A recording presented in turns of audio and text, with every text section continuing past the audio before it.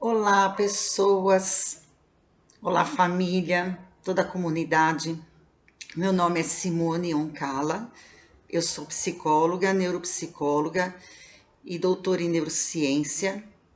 E este é o primeiro vídeo que estarei fazendo para poder realizar um trabalho psicoeducacional, cujo tema é o confinamento e a organização. E isso foi mediante a vários pedidos de pessoas que me procuravam para passar orientações, e eu tentei expandir então um pouco isso. Bom, houve uma quebra na nossa rotina, nos nossos planejamentos, tivemos que desmarcar muitas coisas, tivemos que mudar hábitos. E o ser humano não gosta de mudanças. Isso para ele é desconfortável, porque sacudiram a nossa zona de conforto. Nós estamos com medo, nós estamos ansiosos. Foi uma mudança muito grande. Nós nunca tínhamos passado por essa experiência, então tudo isso é muito novo e é assustador. E a realidade está posta e todo cuidado é pouco. Todo cuidado com a saúde, com a higiene, com as pessoas da nossa família. E também precisaremos ter cuidado com a nossa dinâmica familiar e a nossa saúde mental também. Então, como poderemos cuidar da nossa qualidade de vida? Aí eu trouxe aqui algumas ideias por meio das perguntas que me fizeram. A questão da rotina. Vamos lá. É muito importante manter a rotina. O ser humano, ele tem necessidade de rotina. Ele se organiza mentalmente, internamente, psicologicamente. E embora estejamos todos em casa, seria interessante vocês manterem o máximo possível a rotina que vocês tinham, porque ela dá contorno, ela dá aconchego e ela dá previsão do que vai acontecer com você no momento de tanta instabilidade psicológica que todos estamos passando, não é? E ela vai precisar ser combinada, porque tem o horário da criança ver o desenho, tem o horário do trabalhador que é chamado em call e precisa falar e precisa de silêncio, tem o horário da limpeza dos ambientes, tem o horário das refeições, tem o horário dos estudos da criança. E como que nós vamos organizar tudo isso dentro de casa? Então, veja, é um momento agora de reflexão. Reflexão de planejamento e organização. A família ela vai precisar sentar assim e pôr no papel os ambientes da casa, os horários e ver como que um pode respeitar o outro, porque ninguém pode sair desfalcado. Nem o pai que trabalha, nem a mãe que trabalha, nem o velhinho que assiste a programação dele, nem a criança quando precisa talvez de um aparelho, de alguma coisa para fazer o contato com a escola e poder dar continuidade aos estudos. Então vocês vão precisar sentar e fazer uma organização de horários, uma organização de rotina, e entrar em acordo. E a gente entrando em acordo, a gente diminui o conflito. Não vai ser uma tarefa fácil, talvez algumas coisas não deem certo e precisaremos reorganizar, rever horários, sentar e conversar com os companheiros da casa, que é muito importante que isso seja respeitado dentro da casa, com certeza. E porque se o pai e a mãe respeitam essas coisas no ambiente de trabalho e a criança respeita na escola, todo mundo vai ter capacidade de fazer isso dentro da casa também, né? Para não desgastar, seria interessante também um combinado de revezar ambientes. Então, enquanto a criança está no quarto com os brinquedos, talvez você possa usar a mesa da sala para trabalhar, para digitar alguma coisa. No momento que você vai entrar em call, seria interessante você não pedir silêncio para a casa inteira e talvez você se reservar no quarto para poder conversar com a pessoa do seu trabalho.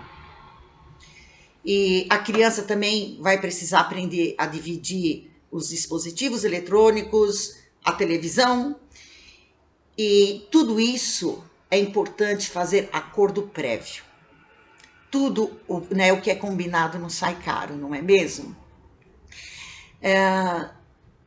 Faça isso com crianças, com adolescentes. A questão da rotina, às vezes para criança muito pequena, seria interessante fazer recortes de situações do cotidiano, pessoas tomando um lanche, pessoas acordando, pessoas fazendo higiene, pessoas indo dormir, e fazer um painel falando para ela os horários e qual que seria a sequência, qual é o horário de levantar, o horário do café da manhã, o horário da lição de casa, do contato com a escola, o horário do brincar, dos estudos.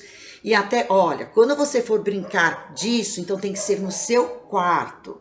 Ou então, tá vendo esse programa? Você pode vir aqui com a mamãe assistir junto, enquanto o papai está trabalhando. E isso vai precisar combinar. O que a gente tem que lembrar? Ninguém pode sair desfalcado. Vai ser a arte de viver. E a gente está aqui para aprender isso. E cada família tem a sua realidade, tem a sua dinâmica. O que é certo para minha família não é certo para a sua nem para do vizinho. Por isso que eu não vou dar receitas prontas, porque eu estou aqui mais para alertar, para dar uma dica para a família se organizar na melhor maneira dela. Não é porque nós vamos ter um período muito longo, assim, maior do que a gente imagina e calcula, de confinamento.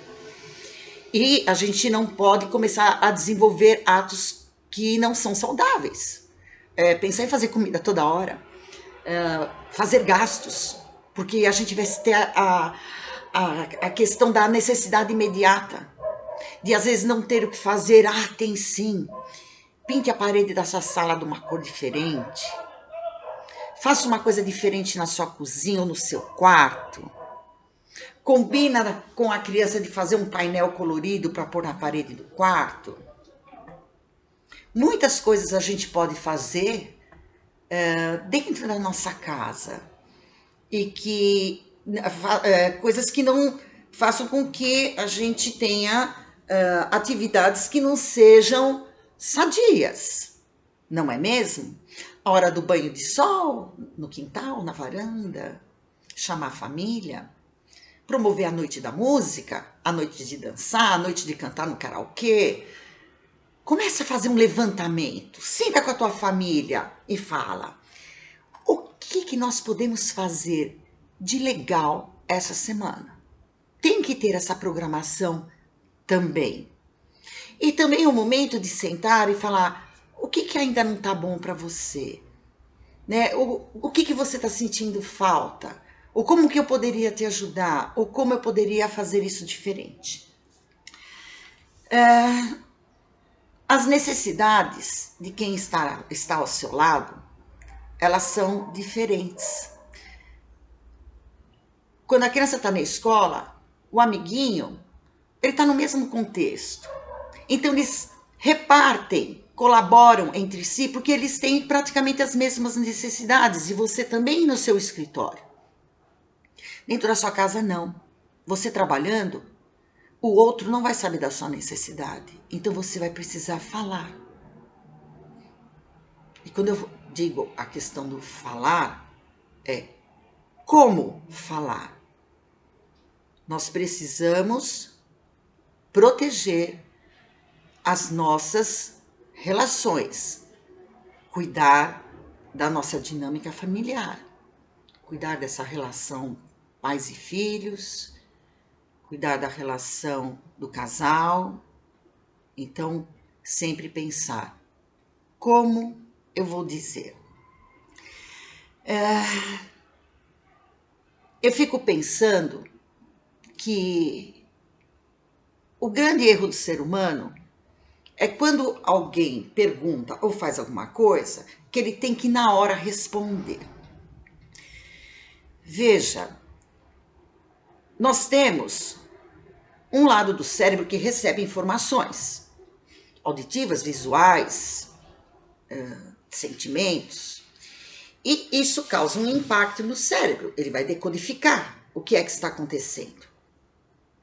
E isso acontece com o cérebro até dos animais. Só que o ser humano é diferente. Ele tem essa região, a área nobre do cérebro. É aqui que desenvolve planejamento, estratégica, crítica, a ética do ser humano. Só que tem pessoas tão impulsivas, à medida que acontece alguma coisa, que ela fica respondendo com o cérebro do animal. Por quê? Porque ela não parou para pensar. Então, sempre pedem para eu dar esse exemplo, eu dou esse exemplo tanto nas minhas consultas como também nas minhas aulas, mais ou menos assim. Imaginem se você chegar perto de um cachorro que está se alimentando vorazmente lá no pratinho dele e você puxar o pratinho. O que ele faz? Ele reage na hora. Por quê? Veio a demanda do ambiente e ele reagiu. Por quê? Porque ele não é inteligente. Ele não tem essa parte, né, esse lobo frontal, que é a parte inteligente do homem. Que isso que nos torna civilizados e humanos. Se você estiver sentado num restaurante, alguém puxar o seu prato, você vai morder o braço da pessoa? Não. Pode perceber que você faz assim, ó. Você fica atônito. Fala, nossa, eu fiquei passado, eu fiquei bege, eu fiquei atônito. Isso é uma necessidade do cérebro. Ele precisa de um tempo para essa coisa que o cérebro decodificou do que aconteceu vir para a área nobre. E você trabalhar com a resposta inteligente, com o comportamento. Isso é reação. Comportamento é diferente, comportamento é pensado. Então, se alguém tira o seu prato, você vai olhar e você vai usar crítica. Você vai falar, quem é você? Por que você está tirando o prato da minha mesa? O que é que está acontecendo aqui? Você está mediante a pessoas, você vai tentar ser ético, você vai tentar primeiro conversar. E é isso que precisamos fazer. Nós precisamos treinar isso mais. Veja só. Quando alguém fala alguma coisa dentro da sua casa, que você sentir que a adrenalina subiu e desceu, não precisa dar resposta na hora. Então, respira fundo e fala, olha, eu preciso pensar nisso. Ou então, espera um pouco, me explica melhor isso. Enquanto a pessoa está explicando, migrou para a área da inteligência e você já tem mais dados. Isso é uma conversa inteligente. Né? Ou você dizer o que você sentiu. Cuidado com a raiva. A raiva, ela é um cartão de visita, sabe do quê? Da mágoa, do medo. A raiva é aquela parte nossa primitiva que vem à frente para se defender. Você precisa aprender a dizer para o outro assim, olha, isso me magoou. Isso me deixou muito triste. Ou isso me deixou enfurecido. é melhor a gente não falar agora. Eu vou tomar um banho, pensa aí, eu também vou pensar, pra gente sentar e conversar. As coisas não precisam, plá, plá, plá, ser resolvidas na hora.